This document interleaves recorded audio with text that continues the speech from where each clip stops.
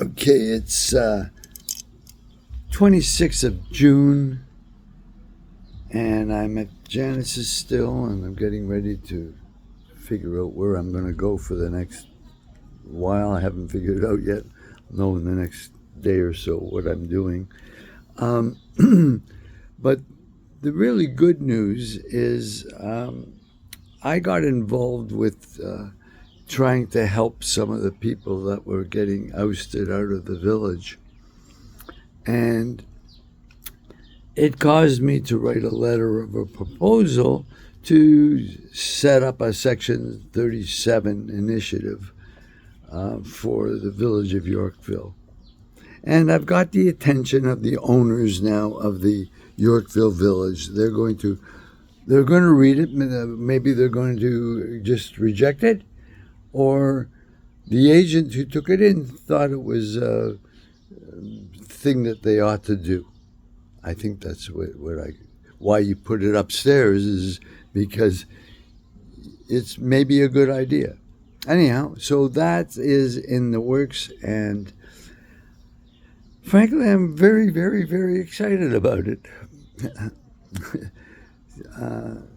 But at the same time, I'm sitting here and I'm having one regret. You don't have many regrets in life, but I just remembered something that I regret.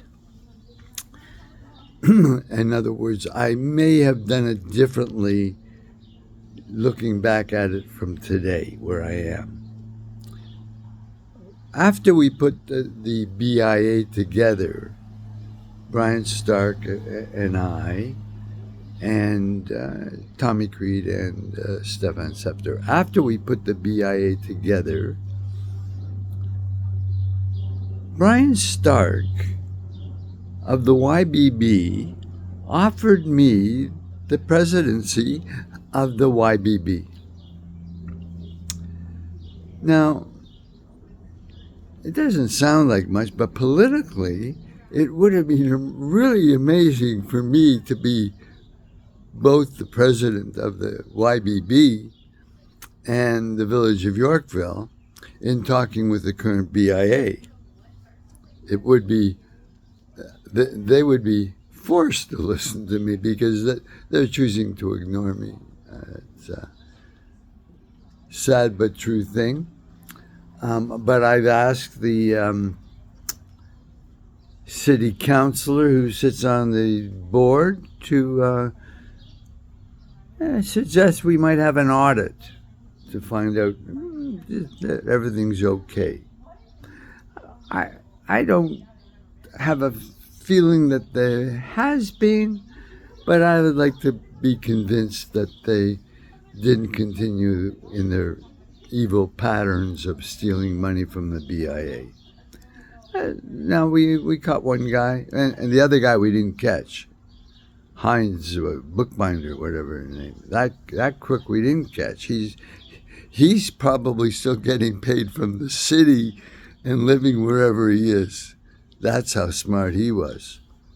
I'm pretty sure he's living off the city of Toronto wherever he is.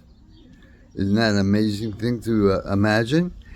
He knew how to work with the people in the back rooms so that certain payments kept on being made. I have no idea how he did it. It's not like when we caught what was his name? When we caught the guy that was the general manager that's stealing after he died, we could have caught him earlier had Mr. Selby done the audit that he said he did. He reported back that he had done an audit and that everything was okay. No one ever mentions that. How much did Selby get paid for his opinion? That would be an interesting question that somebody might ask. How much did Selby get paid for giving his opinion that the audit was done? Interesting. I'm just waiting here for to go out to dinner, and I've just wanted to share that little thought because I think it's kind of interesting when you come up with a regret, and it's because of what you're doing right at the moment. Right at the moment. I just want to show you. This is almost a knockoff. You could call it a knockoff of the Village of Yorkville Voice, and it's great. I love it. It's really nice. But I contacted these guys because I wanted them to do a story on me. Because they did a story on Yoso. Well, Yoso's a much more important guy than me, I guess. But they did a nice story on Yoso, and I would like them to do a nice story on me. And I'm sure we could sell some of these things for them. And if these guys were to wake up, they would see the opportunity of using Po-Po and being the first in America to using Po-Po, and used it in the Yorkville Post. That would be an amazing thing. Like the idea, I should, we've got to talk to this guy, London. Lorne London is his name. He is the publisher of this magazine.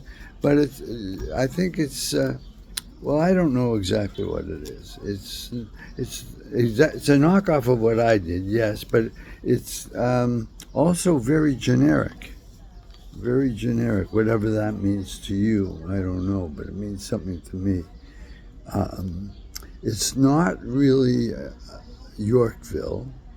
It doesn't have the ring of Yorkville. That doesn't have it doesn't have the spirit of Yorkville, frankly. That's what it is. It's just advertising, and the Yorkville BIA. The BIA took only, can you see that? A quarter of a page.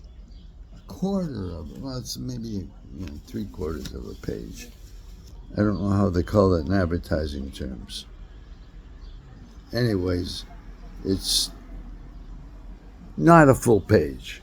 Like if the BIA is there to promote the village of Yorkville, you would think they would buy a full page and even get some stories done on themselves. I mean, look at all the people in Yorkville that we could get stories done on in here.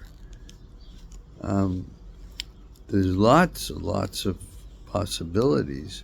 Although I'm not interested in the newspaper business anymore, frankly. But it could help Po-Po.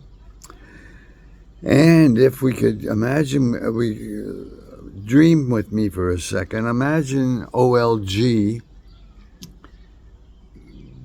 accepts Po-Po as currency. And we take that through M-Bank, and we take OLG and M-Bank around the world. Now OLG would be really, I don't know how the international gaming laws are, though. So maybe that doesn't mean anything.